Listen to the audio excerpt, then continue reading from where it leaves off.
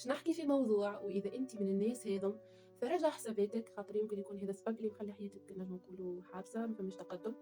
الحاجة هذه هو إنه لاحظت مع الأسف إنه إحنا كبشر نحبوا شعور إنه العباد تصفق لنا وقت اللي إحنا في القمة، نحبوا شعور إنه الناس ياخذونا قدوة ويوصلنا بالعين الكبيرة، لكن نكرهوا ونحشموا، نجم نقول إذا صح التعبير، أي نحن نحشموا ونستعاروا ونحسوا إنه إحنا ناس مثيرين للشفقة وقت اللي حد من الناس هذم اللي إحنا نحبوهم يصفقوا لنا، وقت اللي ننجحوا نحشموا إنهم يشوفونا في الليكاء التعيسة، في الحالات المزرية لنا، وقت اللي إحنا قاعدين نسعى ونحاولوا باش إحنا نوصلوا يشوفونا في المرتبة ذيك.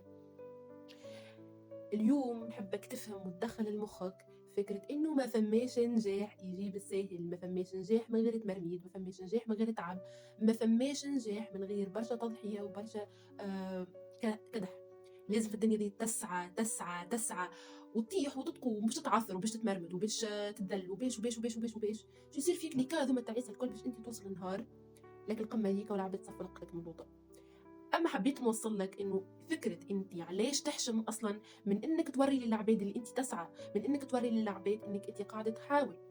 وسبب الناس اللي قاعده تخمم كيفك وانها تحشم توري الحاجه هذه برشا كاتيجوري ماشي بالهم اللي نجاح زهر، ماشي بالهم اللي نجاح لعبه حظ، ماشي بالهم اللي نجاح معارف، ماشي بالهم اللي نجاح هذاك فلان تولدوا فيه فمهم غرفه ذهب. سي با سا، مش هذا الواقع اصلا.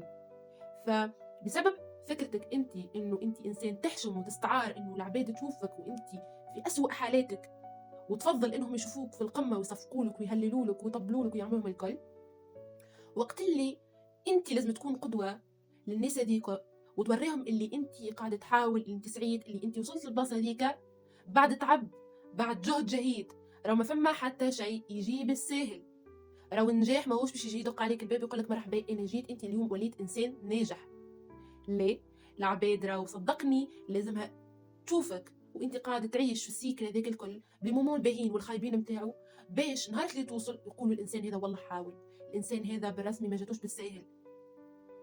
الفكره المزيفه اللي خذوها العباد على النجاح خلتهم يبطلوا انهم يسعوا باش يوصلوا له، ولاو يستناو فيه افكتيفمون، ولاو يستناو فيه انه يدق عليهم الباب مرحبا انا جيت.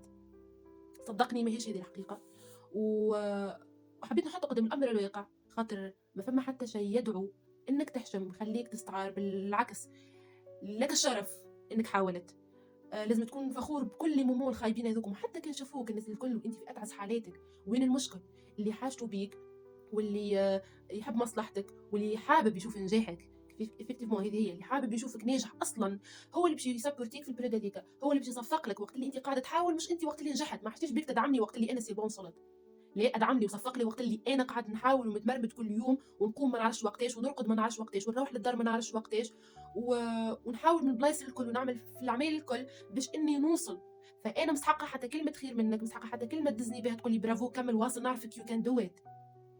هذوما العباد لازم يكونوا في السيركل نتاعك، مش الناس اللي انت تحشم وتستعار انك توريهم الضعف والفشل نتاعك، علاش؟ خاطر خايف انهم يتمسخروا عليك ولا نعرفش يغزروا لك بعين الشفقه. فما حتى حد ينجم يغزر لك بعين الشفقه خاطر انت ما تعمل في حاجه عيب، او انت تعمل في حاجه ماهيش المفروض انك تعملها. لا، هذاك هو لازم تعمله باش توصل، هذاك هو المطلوب. فافتخر عن جد، افتخر بروحك وما تخليش نظره العباد سواء عليك بالباهي ولا بالخايب تاثر فيك وتخلي لك تحشم مسيرتك نهار من نهارات.